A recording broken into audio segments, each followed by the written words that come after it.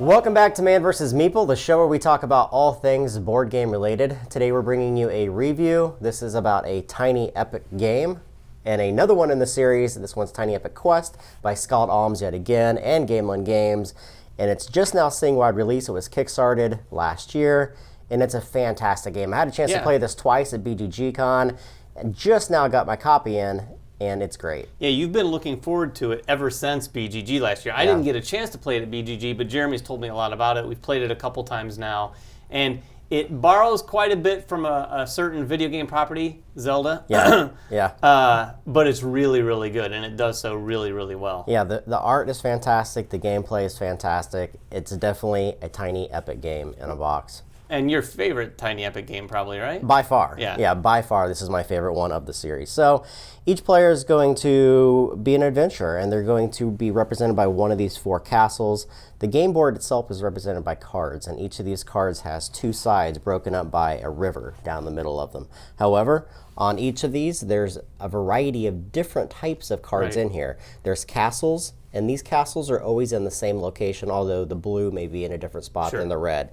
And they're going to be broken up by 4 areas and then 2 areas off to each of the sides. So the game map is going to look primarily the same, but the locations and where items are, where map tiles are located is going to be a little bit different. Right, same shape for sure, but you put all of those normal land tiles or cards out completely randomly. So it really does change it up because there's some temples you have to go to. In one game, it might be across the map. The other game, it might be right next to your castle. So looking at the actual map tiles themselves, you have, as we said, the castles. You have temples. Temples are locations where you'll be taking your adventurers and questing in order to either get quest cards or to fulfill requirements on your own player board to get legendary weapons. There are spell obelisks that are located randomly on the board. There's 10 different spells that you can learn in the game. Now, these aren't typically spells that allow you to do anything different. No. They're just a way to get additional victory points in the game, and they have to be learned progressively from 1 up to number 10. Yeah, it's a very interesting progression way of scoring those spells. There's mushroom grottos, and these give you special abilities when you get to land on them. They're one of the few spots in the game where you get to take an immediate effect when you land on them. Now, to be noted, on the back side of these cards are a nighttime map board, and these allow some different gameplay rules in there too, plus all the grottos are different in that. Right, same locations generally, but all of the mushroom grottos specifically have very different powers. The other thing that needs to be said about all these spaces, a different amount and different types of people can go here. So on the mushroom grottos, for instance, each player can have 1 piece on any one of those. Right. Whereas some of the other places only one player can be, period. The temples have two different players, but that's it. Yeah, one spot that only one player can go to are the portals, and each of these portals you'll be fighting a goblin. Again, it's one of the many different ways to score victory points within the game. So each player is going to start with 3 of these adventurers. They're going to start with the player board in front of them. They're going to have a maximum of 3 energy and a maximum of 6 health. Those can be increased through the course of the game. And there's also 3 legendary weapons that you'll be trying to acquire and place upon your item meeples in the game. Now that needs to be noted too.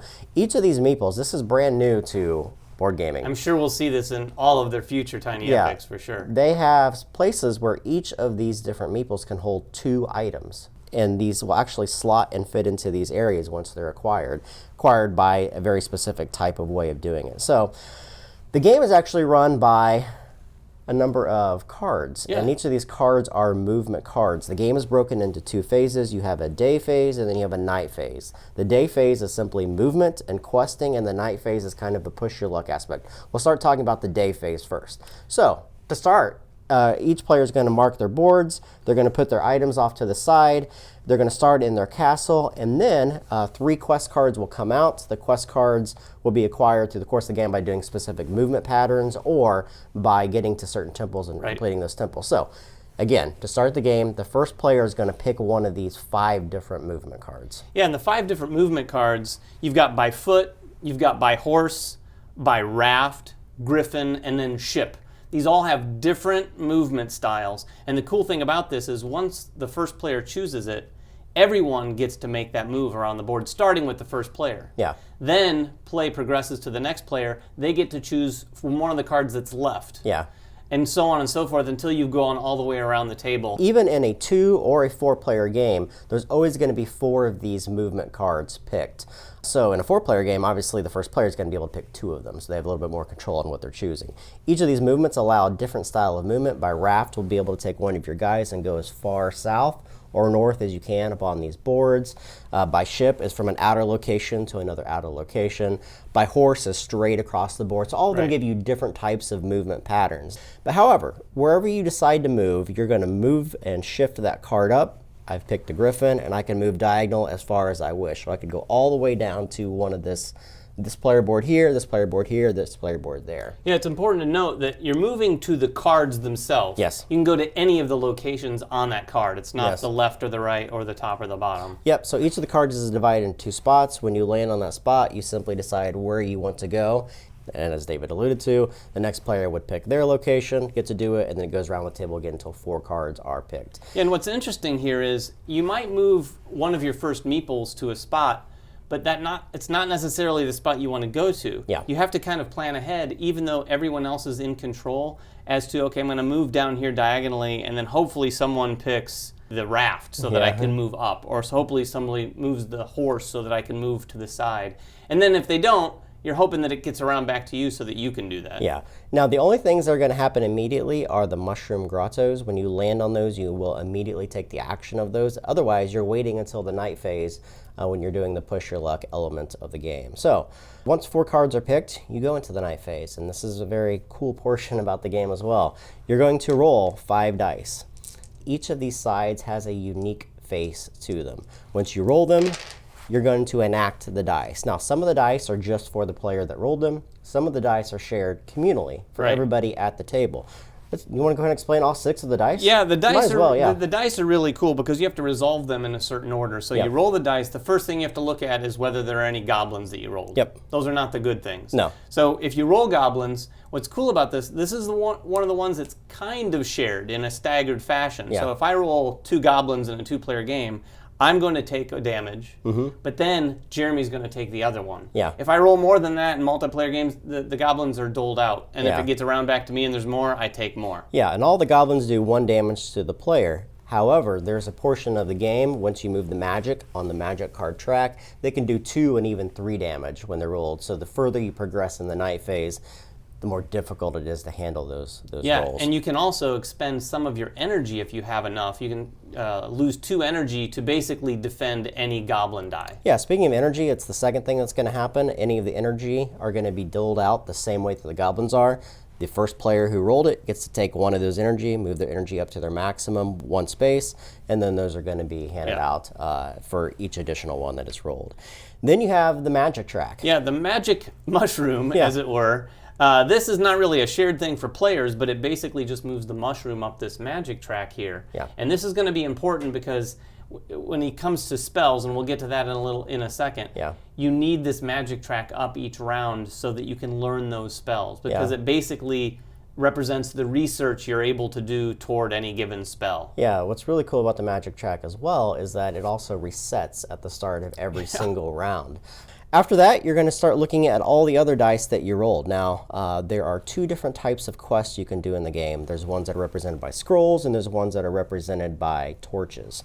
And when you land on these spots, you're simply going to keep your guy there until the night phase. For each of the different scrolls or torches that are rolled, you're allowed to progress him up this track, trying to get to the end of that card.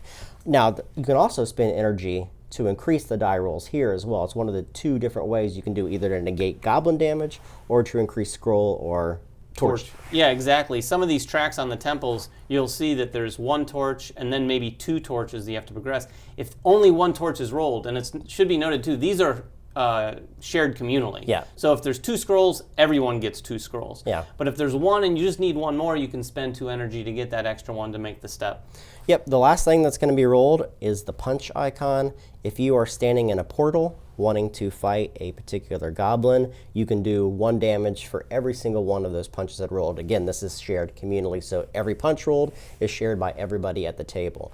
And you're simply going to dial these down. Now, each of these goblins has a number of damage on them that you have to do before they're defeated. When you do defeat them, you're allowed to collect those and put them on your side of the board for points. However, Every single goblin that's not defeated by the end of the round will reset back to their maximum Right, you health. have to take those guys out on one night phase, basically, which is, what, 5 hits? Yeah. So getting around the table and sharing 5 hits, sometimes it can happen, sometimes it can't. There are some other things you can do to sort of enhance that throughout the game. Hence the push your luck aspect. Yeah. So what's going to happen here is that if I am the start player, I'm going to roll these dice, do all the actions on the dice, I'm going to pass these dice to the player on the left. They then have the option of either rolling the dice themselves and using the dice to their benefit as long as everyone else, or they can simply rest. When you rest, you're going to take your adventure card and you're going to flip it over. Now, a couple things happen here. If you were on any of the goblin tracks and you did not defeat a goblin, you're going to be returned to your castle and he's going to reset. Right. That's a bad thing for the most part. You are also going to learn any spells that you were at a location. Now, if I was at this particular location here, and the magic was at a specific area, I could learn the spell. You want to talk about how that works? Because it's a little bit confusing for people that aren't familiar with it. This is probably where the most math comes into the game. So the way the spells work, each spell progressively goes from 1 to 10 here. So the first spell you're going to want to learn is either 1, 2, or 3. Yeah. Because the most you're going to be able to research is a 1, 2, or a 3 that round, unless you've done some other things.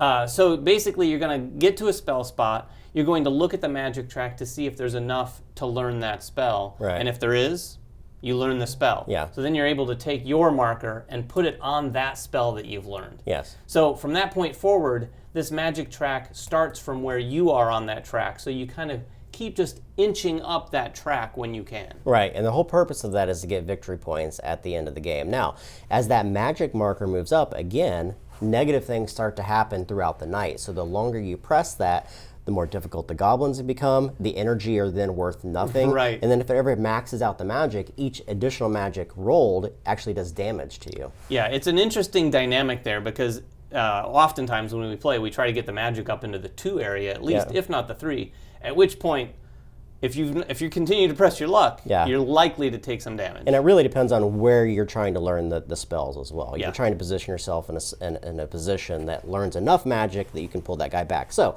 if you do rest, that guy will come back to your castle and set there. Now, if any of your guys were at temples and you're on the last spot, you will learn that particular...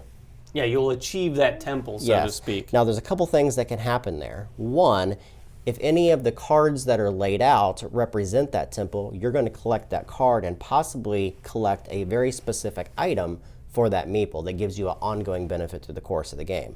The second thing, if you look at your card, each of the different legendary items has a progression in which you have to learn one temple before the next temple. And if you do learn a particular temple, say I learned the water temple, I would use my sword and move it to the next spot, meaning that I'd have to learn the skull temple next and then achieve this. So you're simply progressing that up. Yeah, it's one of the coolest aspects of this game because you can learn those things and actually then affix that sword to one of your meeples or the meeple who actually achieved it. And then they have a power for the rest of the game. So these meeples sort of evolve over the course of the game. And the other thing that happens when you rest, you will collect either 1 health or 1 energy back to your board because you'll be losing these through the course of the game from damage from goblins and using your energy to empower you with very specific things. You get one of those for each meeple that returns to your castle. So the one thing we didn't mention is if you have a meeple in one of those temples but you haven't finished it, they're stuck there. Yep. So they're down in that temple and they're still trying to achieve that. So you need to get down to that last spot in order to get back to the castle. 2 other things that can happen during this phase. 1, for every spell that you learn, you're going to move up your maximum number of energy. So if my maximum energy starts at 3 and I know a level 3 spell, my maximum energy will then be 6. Right. The same thing works with your maximum health. It starts at 6, and for every goblin that you kill will move up your maximum health up to 10 on both of those scales. And you're going to keep doing this for 5 rounds. And then at the end of the game, you're just going to tally up your points. Now, there's a variety of different ways to score points in this game. One is you get 4 points for every single legendary item that you have placed on one of your meeples. So any 3 of these different types of legendary items, which all give you ongoing benefits through the course of the game, will give you a maximum of 12 points if you've collected all of them. You have a scale here that shows you all the different other ways that you can achieve points. So you can achieve points through your spell level, by learning 0 through 10 spells, giving you a number or range of victory points for each of those. You have a number of goblins, either 0 through 10 goblins. You're going to collect an X number of victory points for those. And the last one is for the number of quest cards that you've collected. Again, those quest cards can be collected from achieving certain temple locations with the cards, or by being in certain locations on the board and achieving those specific quests. Yeah, it's cool because they use these ranges to sort of equalize those point scoring options in the game, so that you can't really just abuse it and get a ton of quests. Not every quest card is worth a point, so they've got little windows that equate to points. What's really cool too is that you're going to want to go up in all these different aspects, because having 0 in each of these gives you negative victory points. You're going to want to be killing goblins, you're going to be wanting doing quests, you're going to be wanting to move up on that spell track as well. Yeah, and the way the score is staggered there, it encourages, there's more negative spaces for the spell track. There's a couple for the next one, and then for the killing goblins, there's only one negative space. So that's probably the one area that you at least have to do a little bit in. Yeah, so let's get into the review portion. I can't quite wrap my head why I like this game, especially since it uses dice as a push your luck element to the game. But it's really cool in this game. Like it's nice that they allowed. I think the part that I like is they allowed the dice to be used by all the players. Yeah. Several of the dice to be used by all the players. Well, the fact that they do that, it spreads around both the love and the damage. Yes. You know, so if you roll a bunch of goblins, it's not going to be this devastating thing. You're going to take a hit. Yeah. If in a 4-player game, you're probably only going to take one hit. Yeah. Worst case scenario. Yeah. So then that's shared around the table. They also have some things to mitigate it. So if you've done some spells and gotten your energy up, you're able to spend some energy to alleviate some of that damage. It can't go without saying, too, that the theme in this game is perfect. Like, this is the best representation of a Zelda board game that we've ever played. For sure. It feels like Zelda. It looks like Zelda. All these items that you get are basically items from Zelda.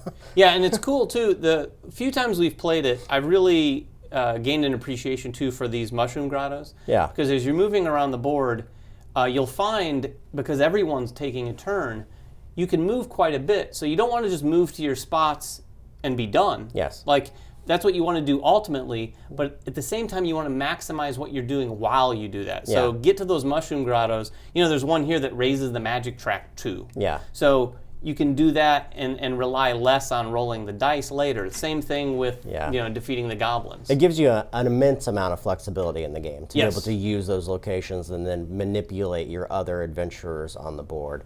Not to mention that it allows you to kind of position yourself really well on the spell track by some of the locations. And all the boards are double-sided too, so if you want to experience a completely unique style of game, flip them over, use the other grottos. Also, all of the different quests become much harder on the back side of these locations as well. They get harder to complete. It's just a fascinating, fun game. It's very simple to play. Once you learn the spell, I mean, I think that's probably the hardest portion to learn about the game. Yeah, the spell math, again, it's not really hard, but for this game, it's probably the one thing that you have to wrap your head around. Other cool aspect I think that kids and families are going to love are these meeples with those little pieces. Yes. Like they have this little item rack here that the pieces plug into. You put them, you take those things off. It's so satisfying to add those to your meeple. You've got a meeple that looks like he's sitting there holding a bow and arrow and a lantern. Yeah. That is a really, really cool feature. I was skeptical of that when I first heard about it. But I have to say, it really helps make the theme. Not to mention that they're cool looking, but they also all add unique abilities to your meeples as well. And they're very cool abilities too. They really do break the game and give you some really cool advantages in the game. Yeah, a lot of nice little touches too. I noticed this too when I was just setting up. The box itself can be used, it's meant to be used as a dice tray. Yeah. And then the sides of the box actually repeat some of the information for scoring. Yeah. Which, again, these little things you don't have to do, and it doesn't make the game phenomenal, but it's those sorts of little tweaks that I really love to see people put in their games. The best Tiny Epic game in my opinion. I love this game. I think it's really, really cool. If you guys have questions about it, make them in the comments below. Subscribe to us, like us on Facebook, and everything else that we do here at Man vs. Meeple. If you're at Gen Con, come find us, check them out. I'm going to be carrying some promos on me. I haven't told him yet, but if you guys want like a free promo, ask me. I might have some on me. And catch us next time. Bye-bye. Season 1 of Man vs. Meeple is sponsored by our friends at TMG Games. And at Cool Stuff Inc. Cool stuff in stock at coolstuffinc.com.